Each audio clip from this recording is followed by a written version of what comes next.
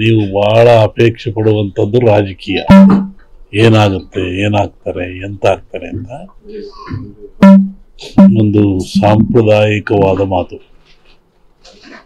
ಎಲ್ಲ ಧರ್ಮಗಳು ಇದ್ದಾವೆ, ಎಲ್ಲ ಸಮಾಜಗಳು ಇದ್ದಾವೆ, ಎಲ್ಲ ವರ್ಗದವರು ದೈವದವರು ಈ ಭೂಮಿಯಲ್ಲಿ ವಾಸ ಮಾಡ್ತಾ ಇದ್ದಾರೆ. ಒಂದು ಸಮಾಜ ಪ್ರಾಚೀನ ಕಾಲದಿಂದಲೂ ಸಹಿತ ಹಾಲುಮತ ಸಮಾಜ ಅಂತ ಕರೀತಾರೆ.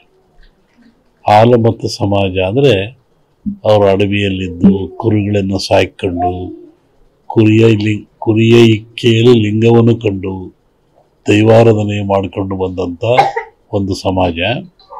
ಪ್ರಕೃತಿಯ ಮೇಲೆ, ಗಾಳಿಯ ಮೇಲೆ, ಭೂಮಿಯ ಮೇಲೆ ಅವರು ಅಡವಿಯಲ್ಲಿದ್ದ ಕಂಡದ್ದು, ತಿಳಿದದ್ದು, ನೋಡಿದ್ದು, ಅನುಭವಿಸಿದ್ದನ್ನು ಹೇಳ್ತಾ ಬಂದಿದ್ದಾರೆ. ಅದು ಕುರುವಿನ ರಟ್ಟು, ಕೆಲ ಕಡೆ ಕುರುಬು ರಟ್ಟು ಅಂತಾರೆ. ಅದು ಕುರುಹಿನ ರಟ್ಟು, ಮುಂದೆ ಕುರು ಅಂತ ರಟ್ಟು ಅಂತಕ್ಕಂಥದ್ದು. ಹಾಲು ಕೆಟ್ಟರು ಹಾಲುಮತ ಸಮಾಜ ಕೆಡಲ್ಲ ಅಂತಾರೆ. ಹಕ್ಕ ಬುಕ್ಕರು ವಿಜಯ ಸಾಮ್ರಾಜ್ಯವನ್ನು ಕಟ್ಟಿದರು. ಇದು ಹೇಳೋ ಉದ್ದೇಶ ಏನು ಅಂತಂದರೆ, ಇವತ್ತು ಹಾಲುಮತ ಸಮಾಜವ್ರ ಕೈಲಿ ರಾಜ್ಯದ ಅಧಿಕಾರ ಇದೆ, ಬಿಡಿಸ್ಕೊಳ್ಳೋದು ಸುಲಭ ಅಲ್ಲ. ಅವರ